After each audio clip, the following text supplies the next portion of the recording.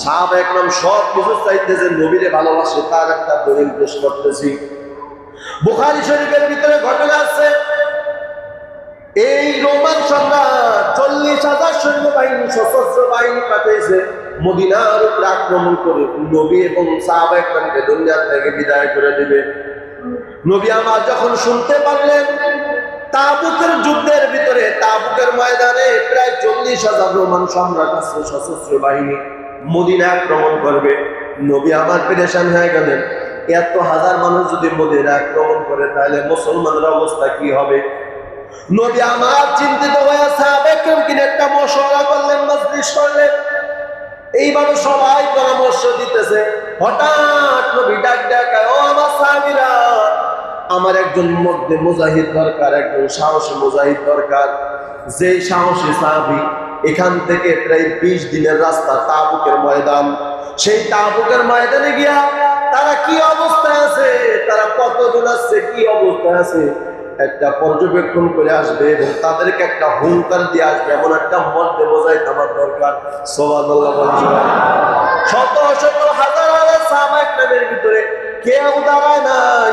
হঠাৎ করে এক আল্লাহর বান্দা দাঁড়ায় গেছে, যাকে বলা হয় আসাদুল্লাহিল জাব্বার। সুবহানাল্লাহ। হযরত আলী রাদিয়াল্লাহু তাআলা দাঁড়াইছেন। কে? হযরত আলী রাদিয়াল্লাহু তাআলা দাঁড়ায়, কে? ইয়া নবী আল্লাহ, ইয়া রাসূলুল্লাহ, আমি নিজে তাবুকের ময়দানে যাব। নবী আমার ডাক ডাক, আলী 40,000 ভয় পাইবানি। হযরত আলী রাদিয়াল্লাহু তাআলা ডাক ডাক, ইয়া রাসূলুল্লাহ, ইয়া হাবিবাল্লাহ, আপনি বলছেন যার ভিতর ঈমান আছে সে জিন্দা, যার ভিতরে ঈমান নাই সে মুর্দা। অতএব নবী আমি ঈমানদার, আমি জিন্দা। ওরা 40,000 কেন, 40 লক্ষ যদি আসে আমি আলী ভয় পাই না। হযরত আলী রাদিয়াল্লাহু তাআলা গোলামকে সাথে নিয়ে রওনা করলেন। 20 দিনের রাস্তা, পিচ ঢালাই রাস্তা না, আঁকা বাঁকা পথ, উঁচা ঢালা মরুভূমি। এইভাবে ঘোড়া নিয়ে যদি দ্রুত যায় তাহলে কমপক্ষে 20 দিন লাগে তাবুকের ময়দানে পৌঁছাইতে। এই তাবুকের ময়দানে হযরত আলী রাদিয়াল্লাহু তাআলা গেলেন। যাওয়ার পর তার হাতে একটা তরবারি, বাম হাতে একটা ঢাল, কাঁধে একটা তীর বা বর্শা। এই বর্শা দিয়ে আবার তীর দিয়ে একটা বৃত্ত আঁকলেন, বড় করে গোলাকার করে বৃত্ত আঁকা। গোলামকে ডাক দেখায়, গোলাম এই বৃত্তের বাইরে তুই যাবি না, কারণ আলীর যেখানে ডাক বলছে, যেখানে আলী বৃত্ত টানছে, এই বৃত্তর ভিতরে কোনোদিন দুনিয়ার কোন শিয়াল ঢোকার সাহস নাই। আলী রাদিয়াল্লাহু তাআলা এরপরে হাতে একটা তরবারি, বাম হাতে ঢাল নিয়া, কাঁধে একটা তীর নিয়া ওই সৈন্যদের সামনে গিয়া কয়, মান আনতুম, এই তোমরা কোথা থেকে আসছো? নাহনু আহলুর রুম, আমরা রোম থেকে আসছি। কয় তোমরা মোট কয় হাজার আসছো? কয় আমরা মোট 45,000 আসছি। এখানে আছে 5,000, পিছনে আরো আছে 35,000। হযরত আলী রাদিয়াল্লাহু তাআলা দেখায়, তোমাদের সেনা প্রধানকে তারে ডাকো, আমি তার সাথে কথা বলবো। সুবহানাল্লাহ। এই নেতা খাতা পাপী নেতাদের সাথে কথা বলে কোনো লাভ নাই। তোদের নেতা প্রধান যে তারে ডাকবে, একজনে ডাক দেয়, দরজার মধ্যে গিয়ে নক করছে, ডাক দেখায়, তাড়াতাড়ি উঠেন, একটা যুবক আপনারে ডাকে। হযরত আলী রাদিয়াল্লাহু তাআলার সামনে এসে সেনা প্রধান দাঁড়াইছে, দাঁড়ায় কয়, মান আনতুম জিত্তা, এই তোমরা কোথা থেকে আসছো? কয় নাহনু নাজিবু মিনার রুম, আমরা রোম থেকে আসছি। কয় এবার বলে নাহনু নাযহাবু, তোমরা যাইবা কোথায়? কয় ইলা নাহনু নাযহাবু ইলাল মদিনা, মদিনায় যাবো। সুবহানাল্লাহ। আসছে কোথা থেকে? রোম থেকে। যাইবে কোথায়? মদিনায়। হযরত আলী রাদিয়াল্লাহু তাআলা ডাক দেখায়, এই মদিনায় যাইবা কেন, কি সমস্যা? এবার ওই সেনা প্রধান ডাক দেয়, কয় মুহাম্মদ এবং তার বাহিনীকে হত্যা করার জন্য যাবো। নাউজুবিল্লাহ। এবার আলী রাদিয়াল্লাহু তাআলা ডাক দেখায়, ও সেনা প্রধান, তোমাকে আমি বলে রাখি, শোনো, মদিনার গলি কিন্তু যেমন তেমন গলি না, রাস্তা কিন্তু যেমন তেমন না। সোজা সোজা ঢুকতে পারবা, তবে সহজেই ঢুকতে পারবা, কিন্তু সহজে বের হতে পারবা না। সুবহানাল্লাহ।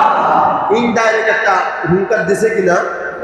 এই কথা যখন বলছে, আলী রাদিয়াল্লাহু তাআলা ডাক দেখায়, কারণ কি তোমরা মুহাম্মদ এবং তার বাহিনীকে ধ্বংস করতে চাও কেন, হত্যা করতে চাও কেন? কয় তাদের কোনো অপরাধ নাই, একটা অপরাধ, তারা আমাদের ধর্মের বিরুদ্ধে কথা বলে। তারা আমাদের দেবদেবীর বিরুদ্ধে কথা বলে, নতুন ধর্মের প্রচার করে। হযরত আলী রাদিয়াল্লাহু তাআলা দেখায় সেনা প্রধান, জীবনে কোনোদিন মুহাম্মদ আর তার বাহিনীদের সাথে যুদ্ধ করার অভিজ্ঞতা আসেনি। না না, জীবনে কোনোদিন মুহাম্মদ আর তার বাহিনীর সাথে কোনোদিন যুদ্ধ করি নাই, যুদ্ধ করার আমাদের অভিজ্ঞতা নাই তাদের সাথে। আলী রাদিয়াল্লাহু তাআলা মাথায় হাত দেখায়, ও সেনা প্রধান, কি করছো কি করছো? তুমি তো বড় অন্যায় করে ফেলাইছো। জানোনি মুহাম্মদ আর বাহিনী তারা কেমন? কেমন একটু বলো। চৈত্র মাসে প্রচন্ড রোদ্রের ভিতরে একজন তৃষ্ণার্ত মানুষের একটা শরবত খাইতে যে পরিমাণ ভালো লাগে, তার থেকে বেশি লাগে মুহাম্মদের বাহিনী আল্লাহ রাস্তায় শহীদ হইতে। চিননি মুহাম্মদের বাহিনী? এই কথা বলতেছে সেনাপ্রধান আস্তে আস্তে ভয় পাইতেছে। সুবহানাল্লাহ, আস্তে আস্তে ভয় পাইতেছে। আলী রাদিয়াল্লাহু তাআলা এবার সেনাপ্রধান দেখায়, হ্যাঁ যুবক, তুমি যে এত বড় বড় কথা বলতেছো, বলো তুমি কে? এবার আলী রাদিয়াল্লাহু তাআলা কয়, আমি কে? আমার পরিচয় যাই না, লাভ নাই। মদিনায় আইসে ময়দানে দেখা হবে। সুবহানাল্লাহ। হযরত আলী রাদিয়াল্লাহু তাআলা যখন এই কথা বললেন, এবার সেনাপ্রধান দেখায়, ঠিক আছে, তাহলে আপনার নামটা একটু বইলা দেন, আপনার নামটা কি? হযরত আলী রাদিয়াল্লাহু তাআলা দেখায়, ও সেনাপ্রধান, আমার নাম জানি না, তোমার লাভ নাই। তবে আমি যারা মুহাব্বত করি, যে আমাকে মুহাব্বত করে, সে আমার ভালোবাসার তার নাম দিয়েছে। কয় কি নাম? কয় আসাদুল্লাহিল জাব্বার। সুবহানাল্লাহ।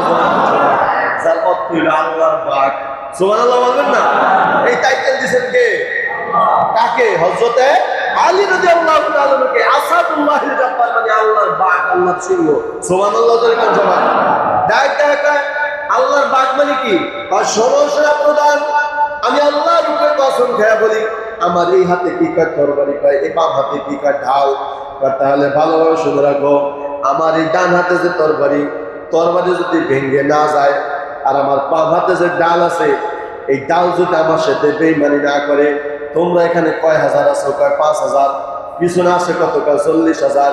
আল্লাহর কসম, আমার তরবারি যদি ভেঙে না যায়, আমার ডাল যদি আমার সাথে বেইমানি না করে, 40,000-এর জন্য আমি আলী একাই যথেষ্ট। এই কথা যখন বইলা দিছে, সেনাপ্রধান এত পরিমাণে ভয় পেয়ে গেছে। আলী কয়, আমি এখন যাই। এই কথা বইলা সেনাপ্রধান যখন আলী যখন রওনা, সেনাপ্রধান ভয় পেয়ে গেছে।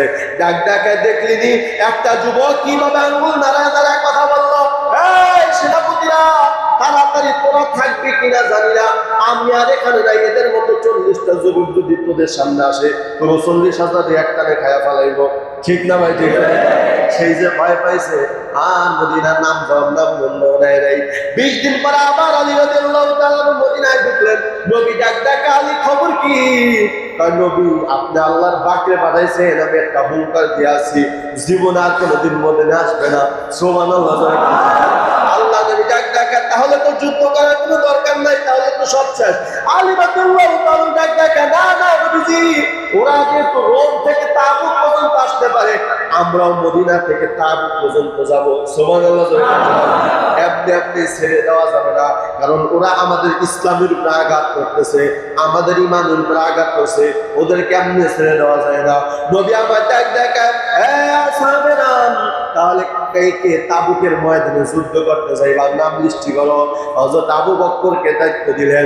কিতাবের ভিতরে লেখে, বুখারী শরীফে লিস্টি করতে করতে প্রায় 27,000 নাম লেখছে। নবী আমার লিস্টি দেখা খুশি হয়ে গেছে। আবার তাকায় দেখতেছেন আবু বকর চোখের পানি ছেড়ে কান্না করতেছে। নবী আমার দেখা, আবু বকর, তুমি কেনই কাঁদো? তোমার কান্না আমি নবী সহ্য করতে পারি না, আমার আল্লাহ সহ্য করতে পারে না। বলো আবু বকর, তুমি কেন কাঁদো? নবী আমাকে ডাকে, এবার আবু বকর ডাকে, নবী শুধু 27,000-এর লিস্টে দেখলেন, সাহাবা কেরামের অবস্থা দেখলেন না? অনেকের পেটে খাবার নাই, পিঠে কাপড় নাই, কিভাবে এই অস্ত্রগুলা করবে, যুদ্ধ করবে, অনেক টাকা পয়সার অর্থের প্রয়োজন। নবী আমার বুঝতে পেরে ডাকা, সাহাবেরা তোমরা যে যা পারো সাহায্য করো। কিতাবের ভিতরে লেখে হযরত আলী দান করলেন, ওমর দান করলেন, আবু বকর দান করলেন, সমস্ত সাহাবী দান করলেন। নবী আমার ডাক দেখ আলী দান করছো জি হুজুর কতটুকু? মাশাআল্লাহ অনেক সম্পদ। এই উম্মত তুমি দান করছো কতটুকু? নবী আমার 2 ভাগের 1 ভাগ অর্ধেক সম্পদ দান করছি। মাশাআল্লাহ। আবু বকরকে ডাক দেখ আবু বকর বলো তুমি কতটুকু দান করছো? আবু বকর ডাক দেখ ইয়া নবী আল্লাহ ইয়া রাসূলুল্লাহ 23টা বছর মক্কায় সব দিয়ে দিছি, এখন আর আমার কিছু নাই। আমার ঘরের ভিতরে একটা জায়নামাজ, একটা মশক, একটা দুধের বাটি, একটা থালের প্লেট আর কিছু জিনিসপত্র ছিল। আমি টুকরি বান্ধা আমার ঘরের ভিতরে কিচ্ছু রাখি নাই, সব আমি আপনার রাস্তায় কোরবানি করে দিছি। সুবহানাল্লাহ। আমার নবী ডাক ডাক আবু বকর কেউ যদি ইসলামের জন্য 10টা টাকা দেয় আমার আল্লাহ তার 100 টাকা দেয়, কেউ যদি 1 টাকা দেয় তাহলে আমার আল্লাহ 10 টাকা দেয়। আবু বকর তুমি তো সব দিয়া দিছো, তোমার এই বরকত, তোমার এই যে সওয়াব এটা দুনিয়ার কেউ দিতে পারবে না, কোনো ফেরেশতা দিতে পারবে না। আমি দোয়া করি নবী, আমি নবী দোয়া করি আল্লাহ তাআলা যেন এর বদলা, এর বদলা যেন তোমার আল্লাহ নিজ হাতে জান্নাতের ভিতরে দেয়। সুবহানাল্লাহ। তাহলে আবু বকর রাদিয়াল্লাহু তাআলা ইসলামের জন্য সব দিয়ে দিয়েছেন, ঠিক কিনা? আমরা দেইনি ভাই, কথা বলেন না কেন? আজকে আমার টাকা পয়সার মহব্বত নবীর চাইতে আমার টাকা পয়সার মহব্বত বেশি, ঠিক নেই? কথা বলেন না কেন? আমার নবীর চাইতে আমার ধন সম্পদের মহব্বত বেশি, আমার নবীর চাইতে আমার ছেলেদের মহব্বত বেশি, আমার নবীর চাইতে আমার স্ত্রীর মহব্বত বেশি। এই মিয়া, এই ইমান নিয়া খোদার কসম জান্নাতে যাওয়া সম্ভব? কথা মনে থাকবে নি? তাহলে নিজ নবীজিকে সবচেয়ে সবকিছুর চাইতে বেশি ভালোবাসতে হবে কাকে? কথা বলে না কেন? কাকে ভালোবাসতে রাজি আছে ইনশাআল্লাহ? সবাই রাজি আছে ইনশাআল্লাহ? যে সব কিছু চাইতে নবীকে বেশি ভালোবাসবো, রাজি আছে ইনশাআল্লাহ? যারা বলছেন আশা করি ইনশাআল্লাহ নবীর সুন্নাত তরিকা ধরবেন আর ছাড়বো। কথা বলে না কেন? ছাড়বো।